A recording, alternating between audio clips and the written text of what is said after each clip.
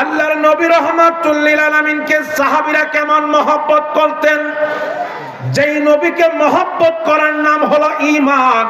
আমার আপনার নবী রাহমাতুল লিল আলামিন অসংখ্য যুদ্ধ করলেন, এর ভিতরে অনেক বড় যুদ্ধ নবম হিজরিতে তাবুকের যুদ্ধের ময়দানের প্রস্তুতি গ্রহণ করার জন্য আমার নবীর ঘোষণা করলেন, সাহাবীরা রে, 30,000 সাহাবীদেরকে নিয়ে আমি নবীর নেতৃত্বে তাবুকের ময়দানে আমরা রওনা হব, কিন্তু আমার অনেক কিছুর প্রয়োজন।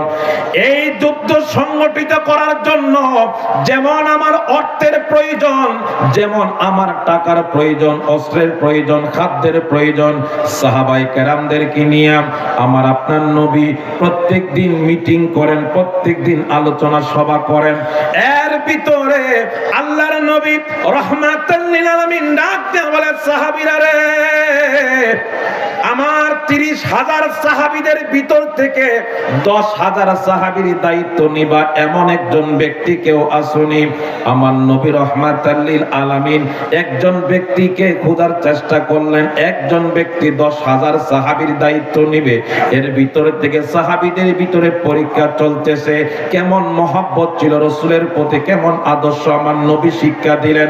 আমার নবীর সাহাবীদের ভিতর থেকে হযরত ওসমান বিন নুরাইন রাদিয়াল্লাহু তাআলা আনহু আল্লাহর নবীর কদম মোবারকের সামনে হাতার হাতটা উঠাইয়া বলতেছে, ইয়া রাসূলুল্লাহ, ইয়া হাবিবাল্লাহ, নবী গো, আপনার কদম মোবারকে আমার মা বাবা, আমার ধন সম্পদ, এমনকি আমার জীবন পর্যন্ত উৎসর্গ করি। ইয়া রাসূলুল্লাহ, আপনি যদি দয়া করেন, আল্লাহ যদি কবুল করে, আমি এক ওসমান বিন নুরাইন আমি 10,000 সাহাবীর দায়িত্ব নিব। জোরে কোন সুবহানাল্লাহ, আল্লাহু আকবার। এরকম খেদমতের প্রতিযোগিতায়